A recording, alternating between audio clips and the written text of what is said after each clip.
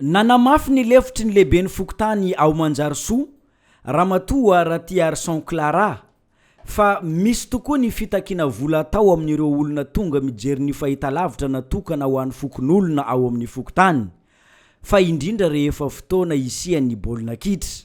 Tsy vola natao hiditra ao amin'ny posin'ny komity pokotany anefa fa natokana ho fanatsarana ny fokotany ny Manjarisoa.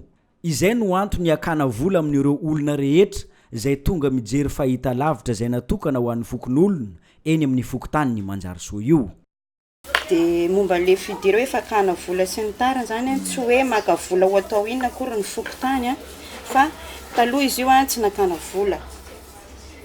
Nandeha ny baolina, nandeha ny champion de tonga eto amin'ny fokotany Manjarisoa, ny fokotany Aranta, Fiofio rehefa tsy mandeha eny amin'ny gare routière.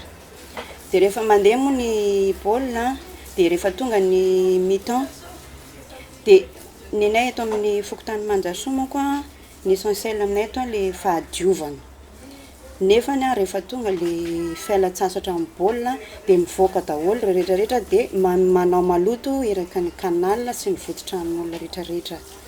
De nialana amin'iny fanaovana maloto eran-tanàna io zany de nandray andraikitra zany chef fokotany ary le andraikitra andraisan'ny chef fokotany tsy hoe avy amin'ny hevitrany manokana fa reo mpijery baolina reo foana zany no niteny taminy hoe asio fidirana izy io président de le fidirana anakaramana olona amin'izay maloto rehetra tavela eo.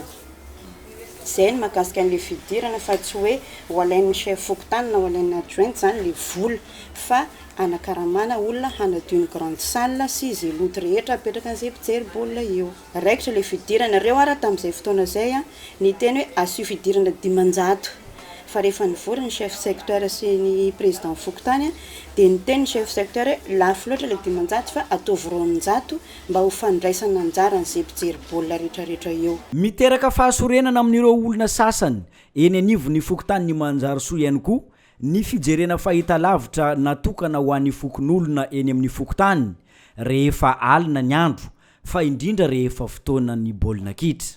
Tratra le tanjona satria niena aloha zany le mpijery baolina ary eto aminay koa moa zany aleo de fa mariana fa maro be antitra zany manodidina amin'ny fokotany ka rehefa maro be le mpijery baolina de le tabataba mihitsy zany tena tsy zakan'le be antitra ary mitaraina any amin'ny président fokotany reo olona be antitra reo isan'andro isaky ny misy baolina zany.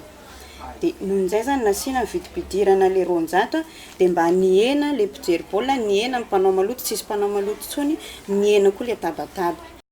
Marina fa efa nisy fahitalavitra hafa efa azo taloha nomeny malala-tanana natokana ho an'ny vahoaka ao amin'ny fokotany ny Manjarisoa. Io no miasa ao amin'ny fokotany ankehitriny fa ny fahitalavitra tamin'ny solombavam-bahoaka mianadahy voafidy teto amin'ny distrika ny Mahajanga voalohany dia mbola tsy nampiasaina. Mandinika ny toerana tokony ametrahana azy io ny ao amin'ny fokotany amin'izao fotoana izao.